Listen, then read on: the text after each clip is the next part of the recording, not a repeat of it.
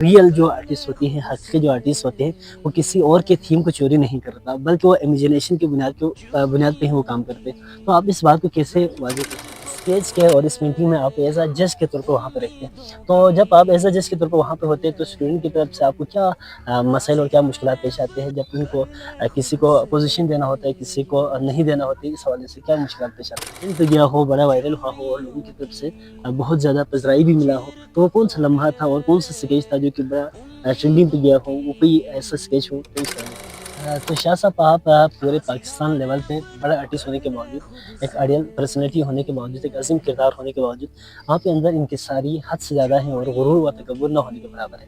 تو آپ یہ جو کردار ہے، یہ جو تربیت ہے، میں آپ کو ایک چیز بتاتا ہوں، اس رب ذوالجلال کا میں شکریہ ادا کرتا ہوں کہ مجھے اتنی چھوٹی عمر میں اتنا عزت بخشا، تو میں اس پروردگار کا ہمیشہ شکریہ گزار ہوں۔ انسان کی اوقات ہی کیا ہے۔ وہ مشہور اور ایک بڑے آرٹسٹ شکیل شاہ بلوچستانی، تو شکیل شاہ صاحب کا بہت شکر گزار ہے کہ آپ نے اپنی قیمتی اوقات میں سے وقت نکال کر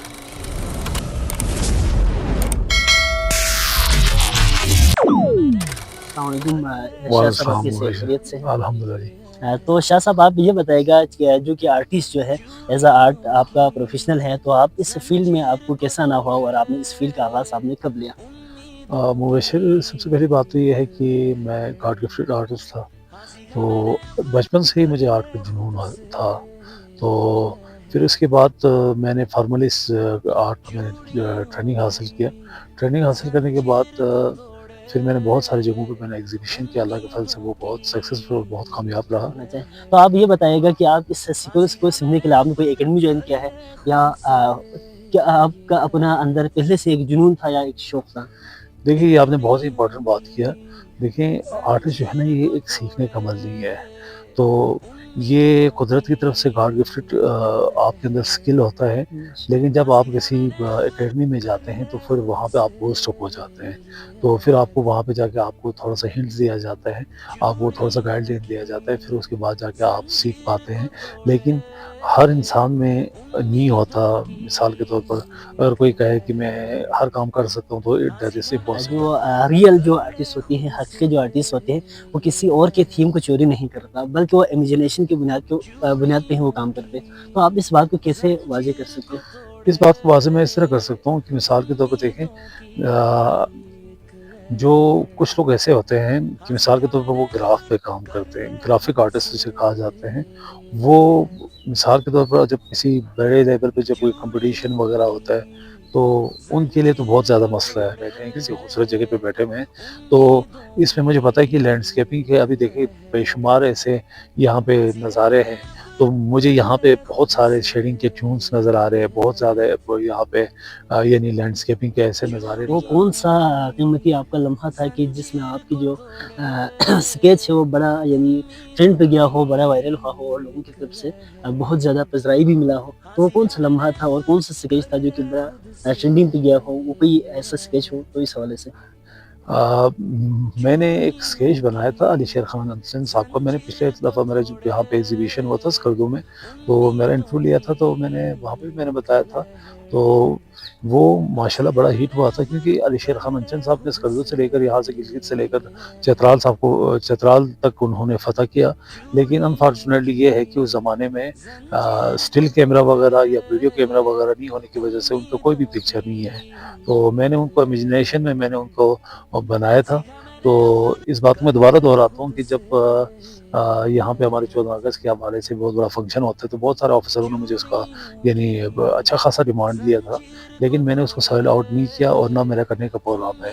تو میرا پروگرام یہ ہے کہ انشاءاللہ گورنمنٹ کی طرف سے انشاءاللہ بنے گا، انشاءاللہ بہت جلدی بنے گا، ہوپ فلی۔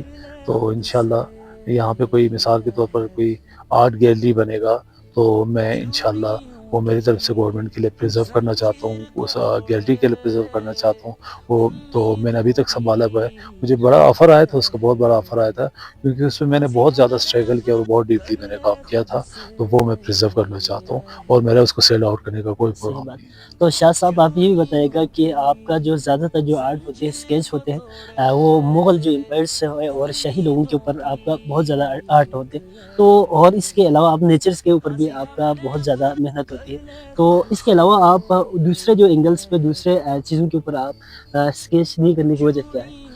नहीं, असल में मैं आपको बताता हूँ कि आर्ट के एक सब्जेक्ट नहीं होता है, आर्ट के बेशुमार सब्जेक्ट होते हैं। मिसाल के तौर पर अभी जो मैं है मिनिएचर और एब्स्ट्रैक्ट में काम करता हूँ, और मिसाल के तौर पर लैंडस्केपिंग पे मुझे शौक नहीं है, लेकिन मैं ये नहीं कि मैं कर नहीं सकता हूँ। मिसाल के तौर पर स्कल्पचर पर भी काम करता हूँ, लेकिन हमारे यहाँ पे मसला ये है कि देखें, सबसे पहली बात ये है कि प्रोफेशनल आर्टिस्ट बहुत ज़्यादा कम होने की सूरत में यहाँ पे जितने भी स्टेशनरी वाले हैं वो आर्ट का सामान लाते नहीं हैं, क्योंकि वो इसलिए नहीं लाते क्योंकि उनको ज़ाहिर है उनका भी हक बनता है। तो शाह साहब आप पूरे पाकिस्तान लेवल पे बड़ा आर्टिस्ट होने के बावजूद, एक आइडियल पर्सनैलिटी होने के बावजूद, एक अज़ीम किरदार होने के बावजूद आपके अंदर इंकिसारी हद से ज़्यादा है और गुरूर व तकब्बुर ना होने के बराबर है। तो आपको ये जो किरदार है, ये जो तरबियत है, आपने कहाँ से सीखी?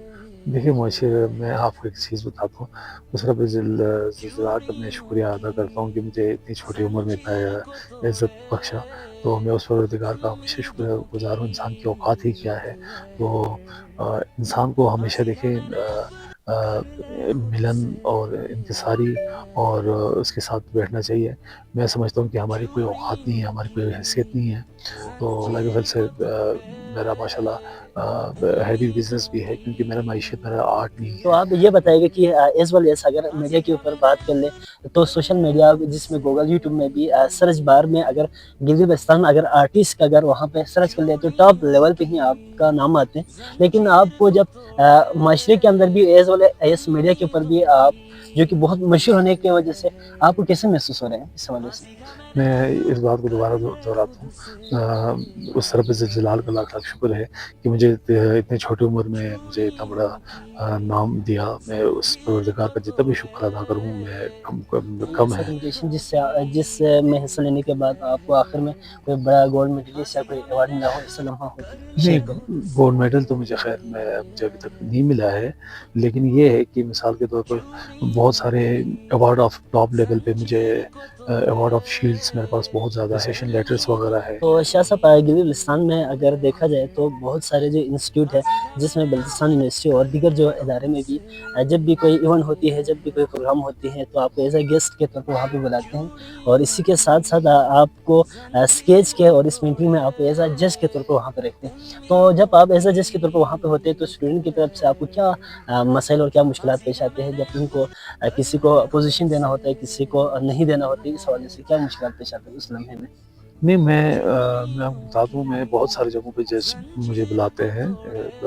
मिसाल के तौर पर बड़े-बड़े कॉलेजों की तरफ से बुलाते हैं, तो मैं किसी को हर्ट करना नहीं चाहता हूँ, क्योंकि कुछ जज ऐसे होते हैं, मिसाल फर्स्ट, सेकंड, थर्ड का वो अनाउंस करते हैं, तो मैंने कभी भी ऐसा नहीं किया, क्योंकि मेरा जो है जज बैठने का तरीका और उनका जज बैठने का तरीका वो बिल्कुल क्वाइट डिफरेंट है। क्योंकि उससे ये होता है कि मिसाल आप जब किसी को फर्स्ट, सेकंड, थर्ड देते हैं, तो बाकी जो बच्चे होते हैं वो थोड़ा-सा हर्ट हो जाते हैं। तो कुछ ये आपका बात बहुत ही इम्पोर्टेंट आपने सवाल किया। तो देखिए, मिसाल के तौर पर अभी हमारे कैडेट कॉलेज है, 2 साल मैं वहाँ पे पढ़ाता रहा। तो उसमें ये है कि माशाल्लाह इतने कॉम्पिटेंट लड़के हैं, माशाल्लाह बहुत ज़हीन लड़के हैं। तो ज़ाहिर है, तो मामूली से मैं स्केच करता था तो वो 1 मिनट में वो सारा स्केच वो लोग करते थे। तो मेरे कहने का मकसद ये है कि उनको सिखाने की ज़रूरत ही नहीं है। तो कहने का मकसद ये है कि ज़ाहिर है जो टॉप 10 होते हैं वही, ज़ाहिर है वही बच्चे वहाँ पे सिलेक्शन होते हैं, उनका सिलेक्शन वही होते हैं। हुकूमती सतह पे यहाँ पे जो कि एक आर्टिस्ट के लिए जो प्लेटफॉर्म होना चाहिए था, जो माहौल होनी चाहिए था, क्या वो यहाँ पे अवेलेबल है? अगर नहीं है तो हुकूमत से और दूसरे जो ज़िम्मेदारान तो आप क्या कहना चाहेंगे इस हवाले से? गवर्नमेंट के हवाले से तो यहाँ पे एक आर्ट गैलरी होना ज़रूरी है। तो इसमें मैं समझता हूँ कि देखें, आप देखें पिंडी चाहे इस्लामाबाद या डाउन में जितनी भी कंट्रीज़ है वहाँ पे यानी गवर्नमेंट के लिहाज से एक वो होता है, यानी आर्ट गैलरी होता है। तो यहाँ पे भी अभी इंशाल्लाह हो जाएगा। तो इसमें हमें रिक्वेस्ट करने की ज़रूरत है कि आला हुकाम से कि यहाँ पे भी एक आर्ट गैलरी बनाई जाए। तो आर्ट गैलरी, ताकि जितने भी आर्टिस्ट हैं उनके पेंटिंग्स को प्रिज़र्व किया जाए